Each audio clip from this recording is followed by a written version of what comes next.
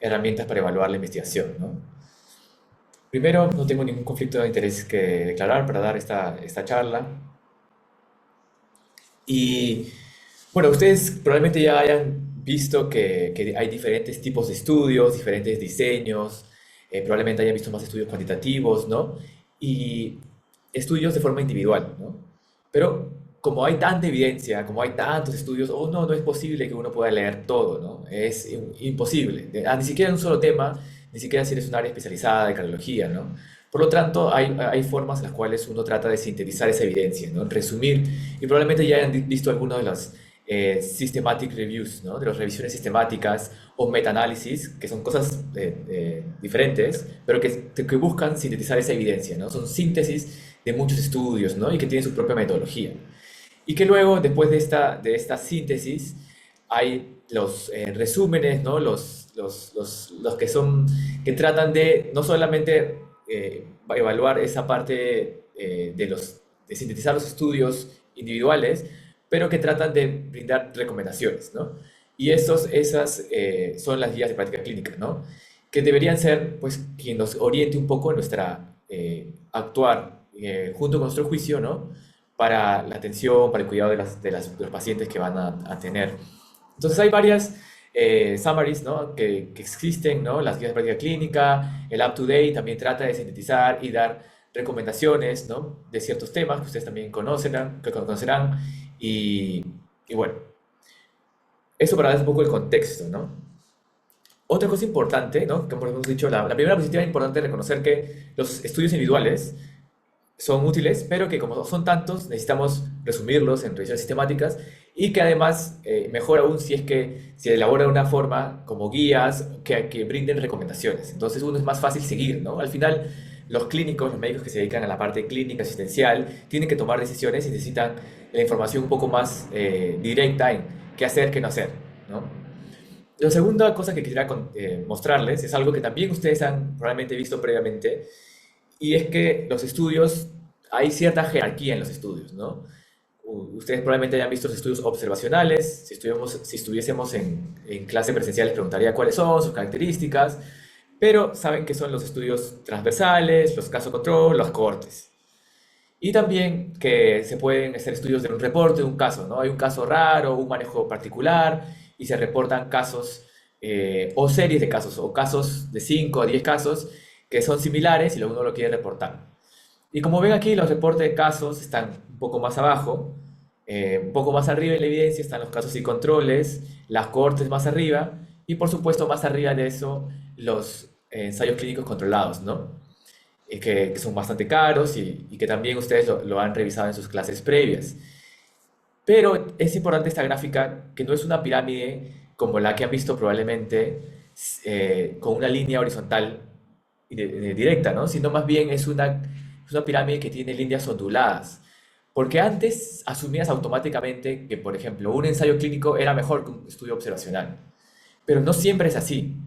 A veces hay estudios observacionales de cohorte que pueden ser mejores, que brindan mejor certeza, mejor evidencia que un estudio randomizado que tiene muchos sesgos.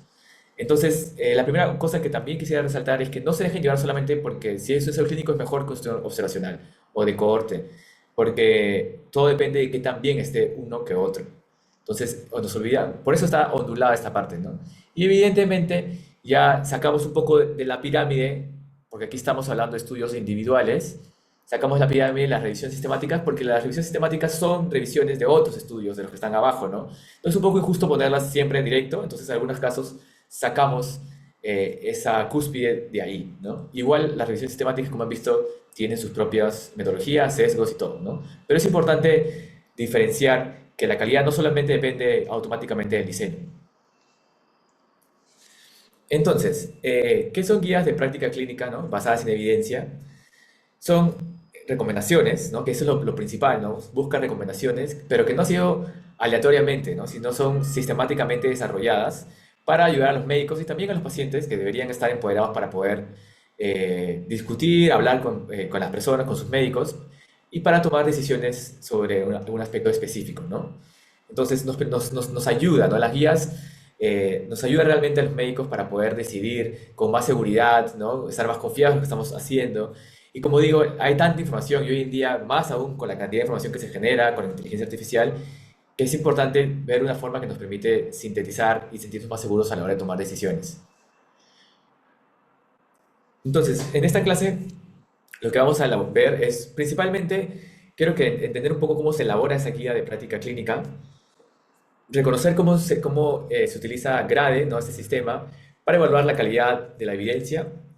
Y finalmente algo más breve sobre la aplicación de otro instrumento que se llama la GRI2, para evaluar la calidad metodológica de toda una guía de práctica clínica. Entonces, es chévere, es importante también mencionar y es interesante ver cómo se elaboran las guías de práctica clínica. Entonces, en este gráfico, aquí quisiera poder mencionarles que este es el resumen de todo lo que vamos a la clase y en general aquí está el contenido, lo más importante y está la referencia por si ustedes quieren explorar más, ¿no? Primero, lo que ustedes ya saben. Toda pregunta de investigación y toda guía clínica necesita una pregunta, ¿no? Necesita tener una pregunta clara para poder ver cómo elaboramos esto, ¿no? Por ejemplo, vamos a elaborar una guía clínica sobre depresión. Sobre depresión, podríamos hablar de en qué población. Podría ser para niños, para adolescentes, para adultos jóvenes, para adultos mayores, ¿no? Entonces, ustedes ya saben elaborar su pregunta pico y es importante delimitar bien cuál va a ser la pregunta, cuál va a ser nuestra población. Y si queremos ver, por ejemplo, adultos mayores con depresión, queremos saber si es que ciertos tratamientos, o uno, o otro, o varios, ayudan a diferentes resultados, disminuir los síntomas, calidad de vida, etcétera, ¿no? Y se miden ciertos outcomes o resultados. Entonces, una vez más, es importante formular una pregunta pico, una pregunta delimitada, e identificar los outcomes, ¿no? Entonces, sigamos con ese ejemplo de, quiero hacer una guía de depresión, sobre depresión en personas mayores. Quiero probar una intervención, entonces, de las que están evaluando, por ejemplo, una terapia cognitiva conductual, sertralina, un medicamento, ¿no? Lo voy a comparar con un gol estándar o voy a compararlo con otro medicamento previo, etcétera. Y voy a seleccionar y voy a elegir esos outcomes. Y eso es importante que recuerden. Los outcomes o los resultados pueden ser varios, como les dije, ¿no? Nómbrenme algunos, ¿no? Disminución de síntomas depresivos. Cuando hacía esto en la clase de persona, calidad de vida. Eh, ¿Qué más? Funcionalidad, ¿no? Sueño, también me dijeron por ahí. Niveles de serotonina, qué sé yo. Muchos outcomes pueden ser evaluados, ¿no? Y como son varios outcomes, cuando uno elabora una guía clínica, pues es un comité, ¿no?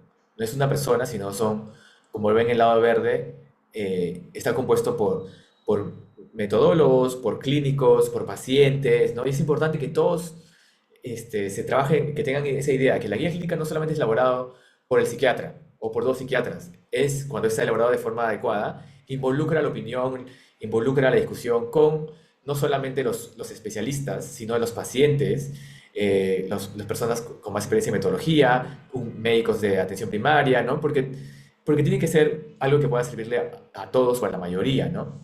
Entonces, para elaborar esa guía se buscan esos outcomes, ¿no? Esos resultados. Y se los delimita se los va viendo cuál es más importante o no. Entonces lo divide en tres, según las guías, ¿no? En outcomes críticos, en outcomes importantes, pero no críticos, y outcomes no importantes. Entonces, lo primero que hay que hacer para elaborar esa guía, cuando se elabora, es elegir, decidir, ¿no? Basado en un esquema, ¿no? Cuáles son críticos, cuáles son importantes y cuáles son no importantes. ¿Y en qué se basa esto? Pues en su riesgo-beneficio, lo principal que debe, lo principal que debe reducirse en la depresión, ¿no? Y también la opinión de los usuarios, todo eso incluye para que sea algo crítico, importante o no importante. Y luego, lo no importante ya no se utiliza para las siguientes fases. Lo no importante ahí se queda. Bien, y solamente se busca la evidencia, se busca sintetizar la evidencia en base a lo crítico y lo importante. Entonces, eso también es una diferencia que quiero que sepan porque ahora en la difusión de social media, en los productos, suplementos para mejorar masa muscular, etcétera, etcétera, no siempre el outcome que se evalúa es importante. Parece importante, pero no lo es. Por ejemplo, ya lo estoy soplando un poco, lo quería mostrar después como ejemplo, pero si, si tal intervención sobre depresión mejora los niveles de serotonina, ¿es importante o no importante? Ustedes tendrían que saber que los niveles de serotonina a veces, o sea, tiene sentido que si ustedes conocen que la sertralina y muchos de los recaptadores de niveles de recaptación de serotonina, en teoría elevan la serotonina, entonces es parte de los que se sabe, se considera que es parte de los mecanismos que por eso están involucrados en la depresión, pero no se correlaciona directamente con una mejoría necesariamente. Entonces, si un medicamento o una intervención mejora ese outcome, no necesariamente ese outcome es importante, por más que lo mejore mucho, porque no necesariamente se traduce en una mejora clínica. Las mejoras clínicas significativas son las que realmente importan, ¿no? Como la mortalidad, la disminución de síntomas, en este caso depresivos, el hecho de ser independiente o la función, ¿no? De moverte, de hacer las cosas que antes no hacías porque que depresión que te dejaste de hacer cosas. Eso vuelve a ser más crítico e importante que un marcador. Entonces, a veces, por ahí también las industrias y todos nos tratan de sorprender, ¿no? Entonces, como decía, el siguiente paso es seleccionar cuáles son los autos críticos importantes y en base a eso sí, ahora sí buscar la evidencia, ¿no? Que las personas busquen toda la evidencia posible sobre estudios positivos, diferentes negativos, cohortes, ensayos clínicos, todo lo que se pueda. Y vamos a sintetizar esa evidencia, esa certeza de la evidencia, ¿no? Baja, muy, muy baja, baja, moderada y alta, y sobre todo, ¿no? Los autos críticos que sean de moderada y alta. Esto puede cambiar un poco los outcomes no tan importantes, pero no críticos. Y al finalmente se va a ver la certeza de esa evidencia, ¿no? Ahorita eso lo vamos a explicar después, para poder tomar esa decisión. O sea, una vez que se ha resumido toda la evidencia que tan de buena calidad, digamos, la certeza, se junta con las decisiones de los pacientes, los valores que las personas mayores prefieren, de repente tratamientos no farmacológicos que farmacológicos, los beneficios, y luego ya a nivel más poblacional también, como es una guía clínica que va a servir para atención primaria, diferentes áreas, tiene que también tener en cuenta cuánto cuesta, qué tan factible es hacer, por ejemplo, digamos que sea una intervención en el cual requieres un aparato súper complejo, con un alto nivel de internet de banda y hecho por personas que están entrenadas 15 años, ¿no? Entonces, esa intervención muy buena va a ser difícil de poder replicarla, ¿no? Entonces, no es tan factible. Entonces, no sé si se recomendará como primera opción, o sea, es parte de la evaluación, porque para evaluar a nivel ya decisiones poblacionales, o sea, como para implementar a nivel nacional una guía, incluye también pensar en esas cosas, ¿no? La afectabilidad, la aceptabilidad y los estudios de equidad también, que son parte de estas evaluaciones en las cuales qué tanto esta intervención, qué tanto esta sugerencia va a mejorar, va a reducir la inequidad, ¿no? En los pacientes, ¿no? Por ejemplo, eh, si es un medicamento que va para poblaciones que son enfermedades que precisamente tienen menos recursos porque son raras, ¿no? Entonces estudios de equidad pueden también involucrar una formas de por qué es importante o no hacerlo. Y finalmente, por eso es una guía, porque te guía en tomar decisiones, se formulan recomendaciones.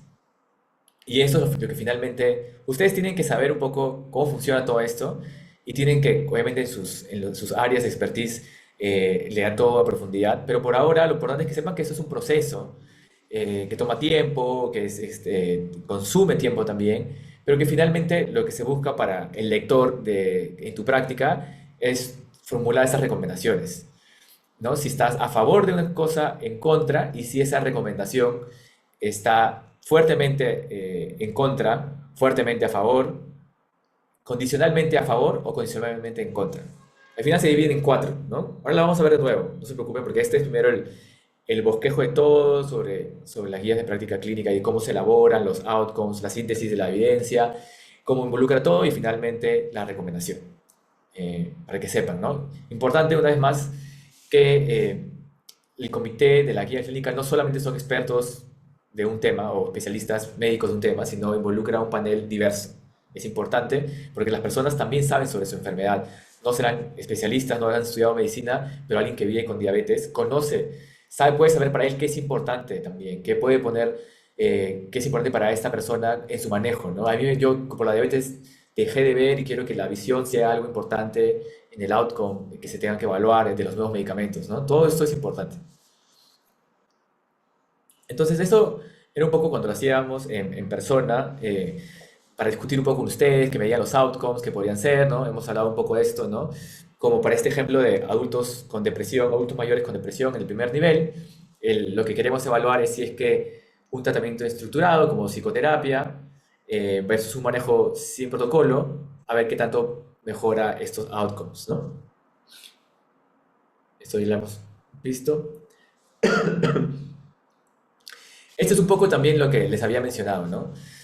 Que de acuerdo a la valoración que se le puede dar una vez que tenemos todos los outcomes, se determina cuáles son críticos, ¿no? Siempre dos o tres críticos es importante en una guía, ¿no? Hasta cuatro, pero no muchos críticos, porque como les digo, eso nos va a guiar a ver estudios que hayan reducido los síntomas depresivos o que hayan reducido los síntomas de la ideación suicida o el riesgo suicida. Y después, también que es importante para un adulto mayor, por ejemplo, la prevención de recaídas, la adherencia al tratamiento. Es importante, pero no crítico, ¿no? Y no es tan importante los marcadores biológicos, en el caso de la depresión, ¿no? Y entonces, basado en una valoración y justificación clínica, como les he dicho, se determinan cuáles son datos críticos importantes y no importantes. Y luego, como les decía, vamos a buscar toda la evidencia, estudios que podrían resumirnos sobre tratamientos cognitivos para reducir depresión, para mejorar calidad de vida, para reducir riesgo suicida, etcétera, ¿no? Y para eso, ahora sí, viene toda la metodología GRADE, que son tratar de evaluar esas recomendaciones basándonos en esa assessment, ¿no? De las evidencias. ¿Y por qué es importante esta idea, que la pongo en rojo? Porque es un ejemplo antiguo, pero para mí cuando la primera vez que lo estudié, entonces me pareció útil. Y es que uno puede leer un estudio que dice algo importante, como que, vamos a leer este ejemplo ya, como que hay 40% de probabilidad de que llueva, ¿no? O sea, 40% es alto, ¿no? De que llueva, ¿no? Tú ustedes leen un reporte que dice, hay 40% de que mañana llueva, pero 10% de probabilidad de que sepa de qué estamos hablando. Es decir, que no estás tan seguro de lo que has predecido, ¿no? Igual pasa con los estudios. Ustedes pueden encontrar un estudio que dice, este tratamiento reduce los síntomas depresivos en 10 puntos, digamos, en una escala de depresión que tenga de 0 a 27 y que esto disminuya 10 puntos. Entonces, basado en esa evidencia, uno diría, bueno, pues entonces esto hay que recomendarlo, ¿no? Pero no hemos evaluado la calidad de esa evidencia, ¿no? O la certeza de esa evidencia, porque cuando lo evaluamos nos damos cuenta que porque ese estudio no está tan bien hecho, en verdad esos 10 puntos son dudosos de que realmente sean 10 puntos, ¿no?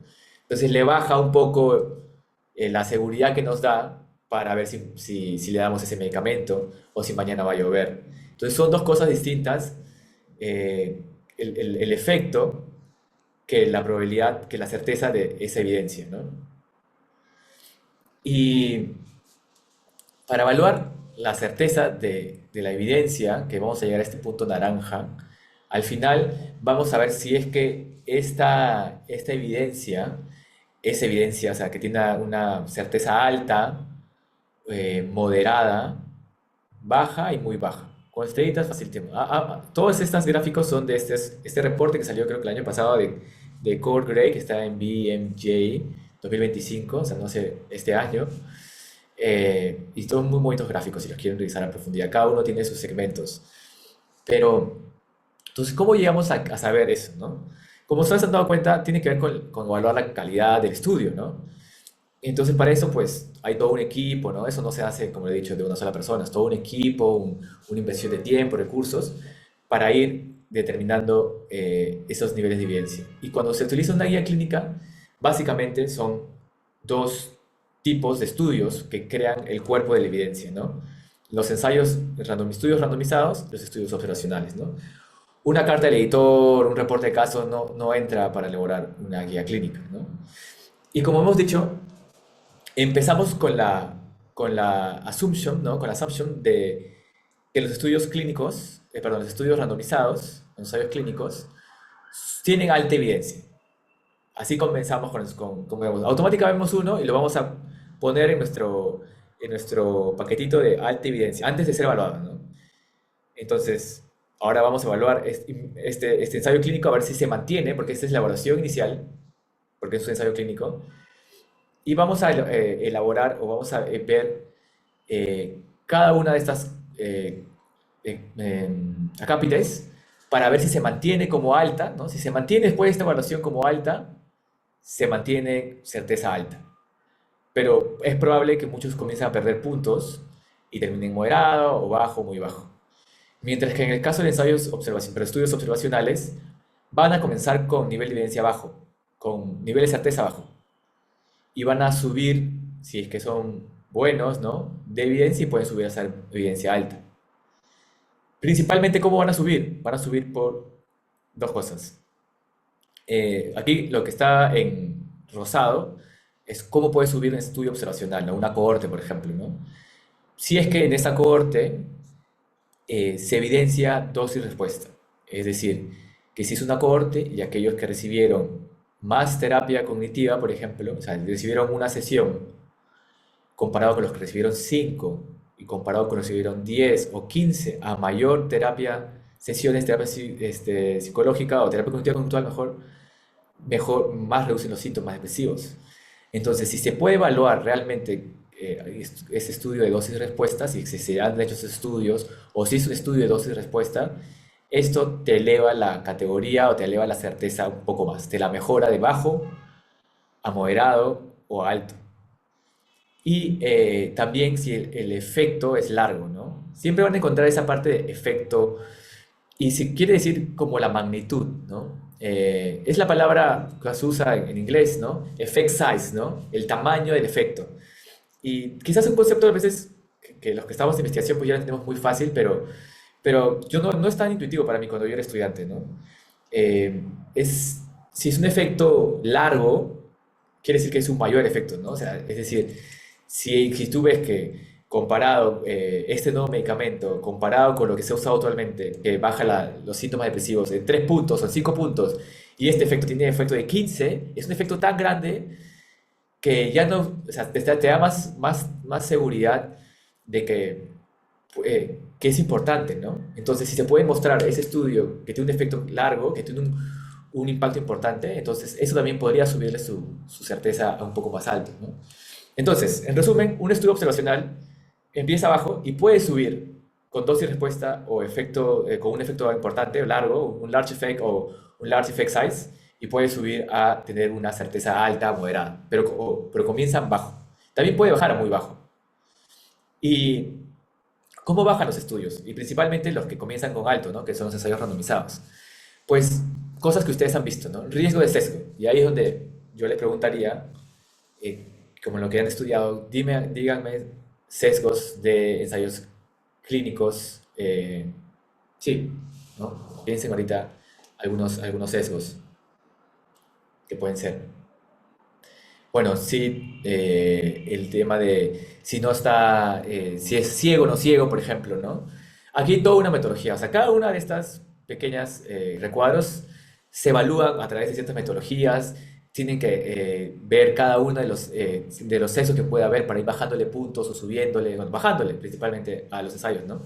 Si se hizo concealment, allocation concealment, o sea, si la persona si los investigadores podían manejar o no a quién le tocaba un estudio, un arm o el otro, si, como le digo, si era ciego o no ciego, si se hizo una buena randomización, eh, todas esas cosas, todos los riesgos que han visto, es importante evaluarlos y le van a ir quitando puntos o le van a mantener el punto a los ensayos clínicos. Tiene que ver también, esa es una forma como se van perdiendo puntos. Y esto lo han visto en sus otras clases, así que lo pueden profundizar. Otro tema es con la imprecisión. ¿Qué quiere decir eso? ¿Qué creen? Como me gusta ese dibujo de los arrows, de las flechas, porque ustedes pueden ver que de repente, y eso cómo se va a través del eh, intervalo de confianza, ¿no? Ustedes pueden tener que sea un buen efecto, ¿no? Que es un efecto de 5 puntos menos en la escala de depresión de PHQ-9. Pero la verdad, el intervalo de confianza va de 1 a 20. ¿no? Ustedes saben que el intervalo de confianza nos dice que tenemos un 95% de probabilidad de que el verdadero efecto esté en ese rango, ¿no? Entonces, mientras más ancho sea el intervalo de confianza, menos seguridad, más imprecisión hay de si es que ese número 5 es realmente 5 o es 2 o es 6 o es 10, ¿no? Porque es un intervalo de confianza amplio, ¿no? Mejor es cuando tenemos un intervalo de confianza bajo, ¿no? Nos da más precisión. Entonces, eso también se evalúa, ¿no? Para ver si le bajas puntos. Eh, la indirectness, ¿no? Es evaluar que de repente buscas estudios sobre depresión y hay solamente estudios de depresión en adultos hasta los 59 años. Casi no hay estudios de adultos de 60 años a más, por ejemplo, ¿no? Pero como tú han pedido elaborar la guía, pues obviamente no vas a decir, bueno, voy a esperar a que hayan este, guías para adulto mayor, ¿no? Si no tienes que elaborar, hay que elaborar algo. Entonces, se extrapola de alguna forma, ¿no? Que la evidencia no es tan directa de adulto mayor, pero es evidencia indirecta, porque tampoco hay tanta diferencia entre un adulto joven y un adulto de 60, pero, o sea, hoy ustedes saben que sí puede haber diferencias, entonces eso le baja puntos al ensayo clínico, si es que queremos extrapolar a una población de adulto mayor, ¿no? Entonces, eso también, como digo, es importante. Inconsistencia, como su nombre lo dice, que de repente hay 10 estudios que son a favor, 8 estudios en contra, pero que tratas de identificar por qué unos a favor en contra y no logras determinar. Parece un poco raro que haya tantos mix resultados, ¿no? Porque siempre hay estudios un poco positivos y negativos, pero de repente hay una gran mayoría de estudios positivos y una minoría de estudios negativos. Te da más consistencia, ¿no? De que hay más positivos que negativos, o los estudios negativos son de menor muestra, ¿no? Entonces, eso también es importante, ver la consistencia de los resultados, ¿no? Y también si es que hay publication bias, es decir, que si a la hora de recolectar esa información ha habido eh, como recolectar estudios que solamente sean positivos, ¿no? Dejando fuera estudios que existen pero que han sido negativos.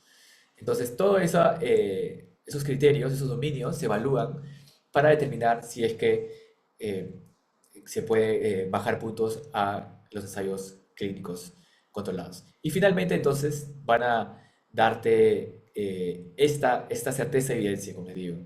Si tenemos certeza alta, ¿no? Que vienen a través de estudios que han pasado todos, ¿no? Que no han quitado, le han quitado puntos o han subido puntos, moderada, baja y muy baja, ¿no?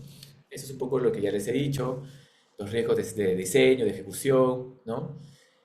Y, bueno, básicamente lo pueden leer aquí, pero es lo que hemos mencionado previamente. Entonces ya llegamos a esto. ¿Se acuerdan el ejemplo de la lluvia? Aquí esto lo he puesto de esta forma porque yo quiero resaltar que es un continuo, ¿no? Es un continuo la certeza de la evidencia que puede ser de alta a muy baja, ¿no? Pero no son completamente, o sea, digamos, el nivel de evidencia puede caer un poco por acá, que es muy baja, baja, ¿no? Que está más cerca al baja que muy baja. O sea, si es que el nivel de evidencia cae aquí es como baja moderada, ¿no? Porque se trata de ver que es un continuo de la certeza, ¿ya? Y evidentemente mientras más baja sea, no muy baja, tenemos poca confianza en ese resultado, ¿no? Mientras que si la certeza es alta, pues tenemos mucha confianza en que, usando el ejemplo de la lluvia, en que mañana va a llover, usando el ejemplo en que así sea 50% de que mañana hay lluvia, no tengo confianza en ese resultado, ¿no? Probablemente ahora que vemos elecciones, también vamos a ver de qué tan confianza, qué tanta certeza tienen las encuestas, vamos a sentirnos, vamos a hablar sobre eso. Pero, porque es un lenguaje que sí usamos, ¿no? Qué tan confiados estamos de que ese resultado sea confiable o válido, ¿no? Entonces tenemos moderada confianza y nuestra confianza limitada, ¿no? Aquí pueden leer un poco el fraseo, pero queda claro si tienes alta certeza y evidencia, entonces tienes buena confianza en ese resultado, muy cerca del valor real, moderada no tanto, baja un poco menos, baja muy poca confianza, ¿no? Pero todavía no hemos llegado, estamos aquí en la evaluación de la certeza y la evidencia, pero todavía no hemos llegado a lo que queremos finalmente, que es la formulación de las recomendaciones. Entonces, vamos a esa parte. ¿Ya? Como les he dicho, a favor y en contra. A favor, fuerte, en contra, fuerte, a favor, débil o condicional, en contra, débil o condicional. ¿Sí? Ese es un buen gráfico que vamos a ver con otro. Eh, y para evaluar esta recomendación, se utilizan como he dicho, no solamente lo que hemos visto de la certeza y la evidencia, que es importantísimo, pero como os digo, no solamente es los estudios, tiene que ver con también las preferencias y valores de los pacientes, tiene que ver con los beneficios, riesgos, carga, ¿no? A nivel que son importantes de determinar también. Por más que un estudio muestre que, que una intervención es muy importante, también tiene que ver, no sé, es súper importante, pero genera una incomodidad, es recontra invasivo hacer ese tratamiento, ¿no? Y que los adultos mayores no lo prefieren, ¿no? Entonces, esa no preferencia, que la mayoría de personas no quisieran pasar por esa experiencia X, entonces o sea, baja un poco si es que va a ser recomendable o no, ¿no? Todo eso tiene metodología, Delphis, grupos, ¿no? Pero se toman en cuenta los valores, las preferencias, eh, y como se va a hacer recomendar a nivel poblacional, como les mencionaba, tiene que ver con los costos, la aceptabilidad, la factibilidad, la equidad, ¿no? Entonces, es una decisión que va más allá de solamente ver un estudio, los estudios a favor y en contra, ¿no? Entonces, por ejemplo, aquí les puse el ejemplo también que está en el BMJ, sobre los factores primarios, ¿no? Que siempre son considerados a la hora de dar recomendaciones. Lo que hemos visto hace poco con el GRADE es qué tan certeza, qué tanta certeza sobre la evidencia tenemos sobre los factores críticos importantes, recuerden, ¿ah? Eso es clave. Eso puede ser pregunta de examen, como dice. Eh, los valores y preferencias, ¿no? De los usuarios que lo prefieren es importantísimo, ¿no? Porque tú puedes tener el mejor medicamento, pero ¿sabes qué? Yo no lo quiero tomar, sabe, X, y no lo voy a tomar por lo que me da bien, ¿no? Entonces, ¿para qué se invierte tanto? ¿Para qué se sugiere si no es posible? La gente no lo va a hacer, ¿no? Y bueno, bueno, los beneficios, los riesgos y también, como les decía, los recursos, los costos, la costo-efectividad también, cuántos dinero cuesta comparado a cuánto beneficio brinda, ¿no? Esos estudios también son importantes a la hora de ver recomendaciones. Por eso es que una guía bien elaborada es complejo y si o sea, uno quiere realmente evaluarla, que también he hecho, no es tan simple, ¿no? O sea, es bueno saber cómo se hace, porque ustedes eventualmente pueden realmente leerla en detalle y criticar la guía, ¿no? Porque si no, solamente van a leer las recomendaciones, que no está mal, porque obviamente van a poder evaluar a profundidad todas las guías, ¿no? También eso no es posible. Las de su interés principal, las de su especialidad, ¿no? Eso sí, pero tienen que saber cómo se elaboran. Y bueno, aquí lo pueden leer ya con más calma. Y finalmente, esa, ¿no? La fuerza de la recomendación. Las recomendaciones son lo que hacen la guía. Entonces, aquí está una vez más. Fuerte a favor, fuerte en contra, débil en contra, débil a favor o condicional, ¿no?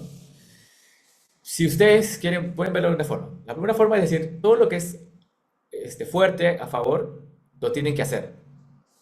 Entonces, si es fuerte a favor, lo hacen. Si es fuerte en contra, no lo hacen. Nunca, o sea, no deberían hacerlo. Y lo fuerte a favor deberían hacerlo siempre. Y lo condicional, ahí depende, en resumen, ¿no?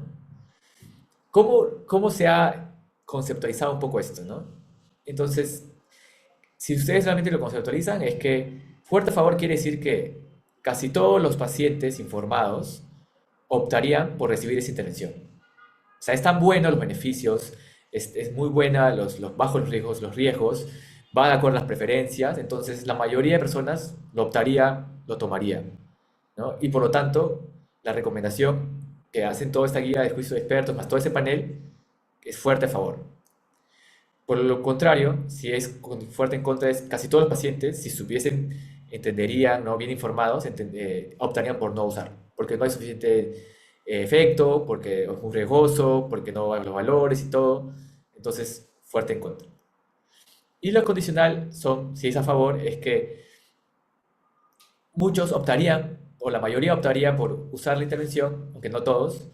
Y en el caso de los débil en contra, las que los pacientes informados optarían por no recibir la mayoría, pero en algunos casos sí lo harían, ¿no? Se han dado cuenta que aquí es un poquito más, la mayoría lo optaría y aquí la mayoría no lo haría, pero en algunos casos sí y en algunos casos no, ¿no? Eso es un poco lo que... entonces, como ustedes ven una guía clínica, siguen, digamos, definitivamente o casi definitivamente todo lo que es fuerte a favor, no harían lo que es fuerte en contra y, y evaluarían si es condicional, ¿no? A favor o condicional en contra. Aquí un ejemplo. estaba a punto de ponerlas en negrita, pero fuerte a favor, ustedes van a generalmente entender en la guía, se recomienda, ¿no? Directamente, se recomienda ofrecer terapia psicológica para adultos mayores con depresión leve o moderada, por ejemplo, ¿no? Entonces, aquí directamente la guía te va a decir, se recomienda. No va a decir, tal vez, hijo, no, no, tal vez puedes hacer esto, no. Cuando es una recomendación fuerte a favor, te recomiendo que se hace esto. Mientras que si usamos un ejemplo de fuerte en contra, va a decir específicamente o no se recomienda o no se debe usar, en este caso, benzodiazepinas para tratar síntomas depresivos en personas mayores, por ejemplo. Eh, entonces, ven, el lenguaje es distinto, ¿no? Fuerte a favor, se recomienda. Fuerte en contra, no se debe hacer, no se recomienda. Débil a favor, ¿no? En este caso podemos usar un lenguaje que van a encontrar como se puede considerar el uso de X, ¿no? De inhibidores de recaptación de serotonina en personas mayores que no acepten o no requieran, no acepten la terapia psicológica, ¿no? Entonces, se puede considerar no en todos, sino en un grupo particular. Y débil en contra es como no se recomienda iniciar antidepresivos de forma rutinaria en todos los casos de depresión leve. Pero en algún caso podrías recomendar antidepresivo, ¿no? Pero en la mayoría de casos no lo harías. Entonces, por ahí, yo creo que lo más práctico es que por lo menos te va bien claro que lo fuerte a favor lo siguen, lo fuerte en contra no lo hacen, y débil a favor y débil en contra lo van de otras maneras evaluando, ¿ya? Y bueno, eso es principalmente la evaluación de GRADE y para sacar las recomendaciones. Como les digo, la guía clínica tiene sus recomendaciones. Aquí hacemos una pequeña pausa.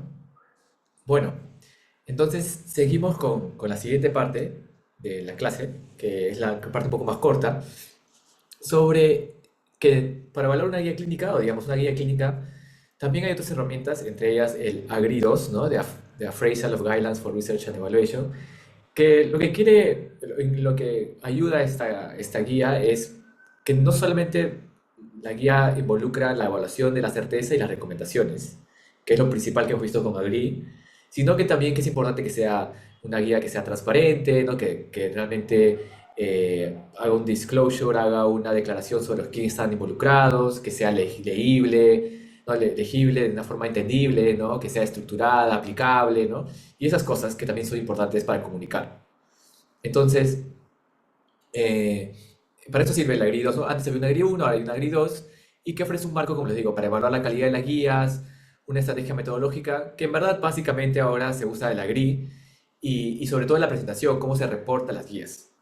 Entonces, de esta parte, lo importante es mencionar que son 6 dominios, que es importante que la guía claramente mencione cuál es el alcance y objetivo de la guía, quiénes han participado, cómo se ha hecho la guía en sí, el rigor, que aquí es donde puede venir perdón, el GRADE y todo lo que hemos visto sobre la certeza y la evidencia, que sea claro en presentar, que sea aplicable y que tenga independencia editorial, ¿no? Que no haya sido coercionada por alguna entidad, etcétera, ¿no? En general, para poder publicarse, ¿no? Entonces, las normas del MINSA son las guías que saca el MINSA, a veces son guías norma técnica.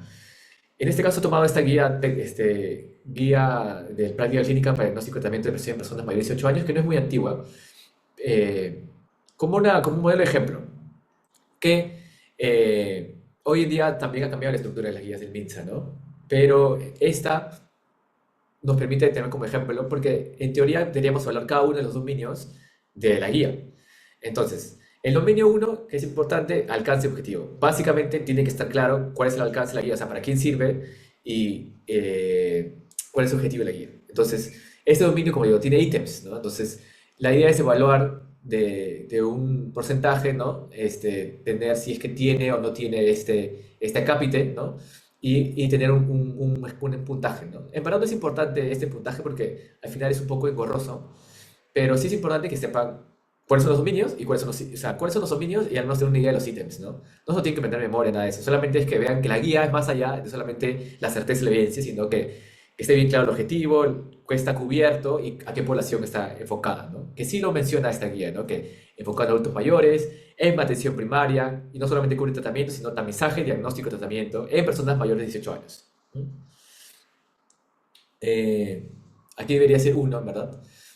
Pero bueno, la participación de los implicados quiere decir que, como les digo, ¿quiénes participaron en la guía, ¿no? Tienen que poner si es que involucraron pacientes, si involucraron solo psiquiatras o psicólogos o médicos generales, etcétera, ¿no? Debería estar bien especificado quiénes participaron en la elaboración de la guía. No asumir que nosotros digamos, seguramente lo han hecho como debería ser. No se sabe eso, ¿no? Tienen que estar declarado cómo lo han hecho, ¿no? Si han tenido en cuenta las opiniones de los pacientes, por ejemplo, que también debería estar claramente hecho, no asumir que como es una guía ha sido elaborada de la forma como se debe ser, ¿no? Si la población está claramente definida, también.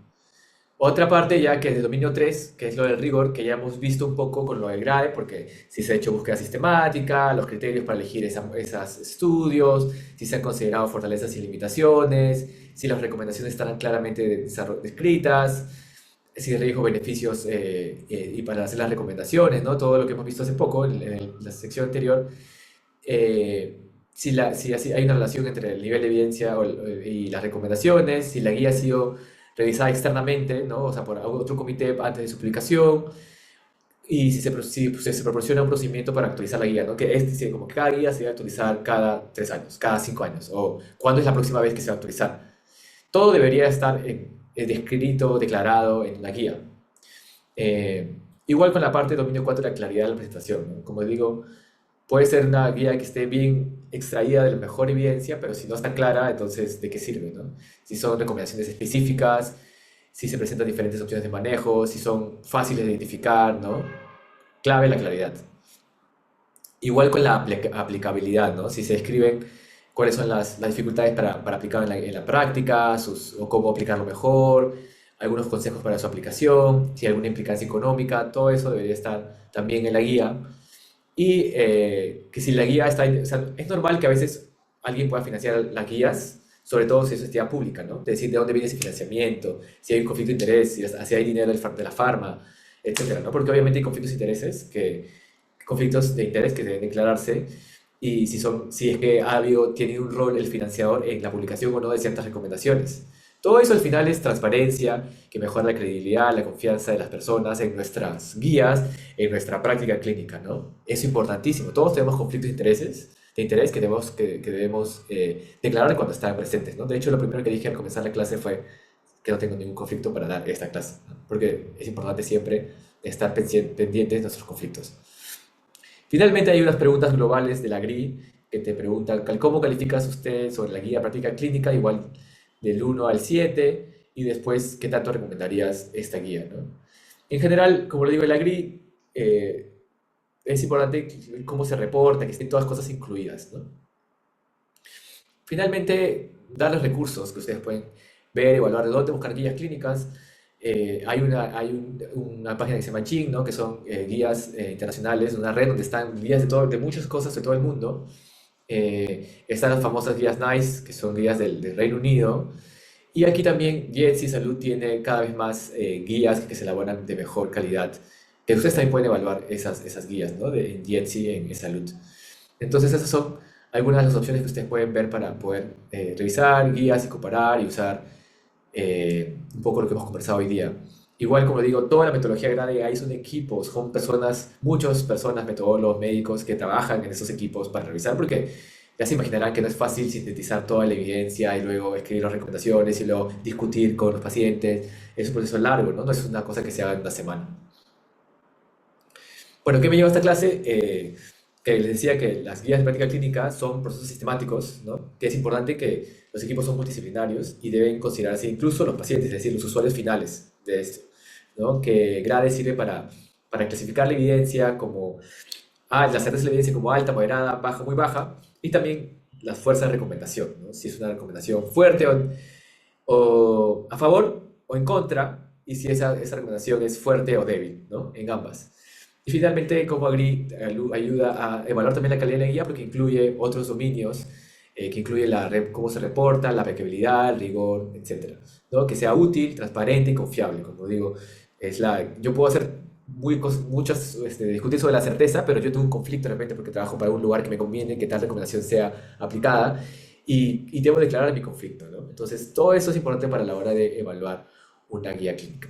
Bueno, eso sería todo de la clase. Espero que sea útil y como digo, esto es algo para que puedas seguir leyendo. Hay gente que se dedica completamente a elaborar las guías y nada, bienvenidos también para cualquier cosa en el Centro de Investigación del Envejecimiento, que aquí estamos para ayudar.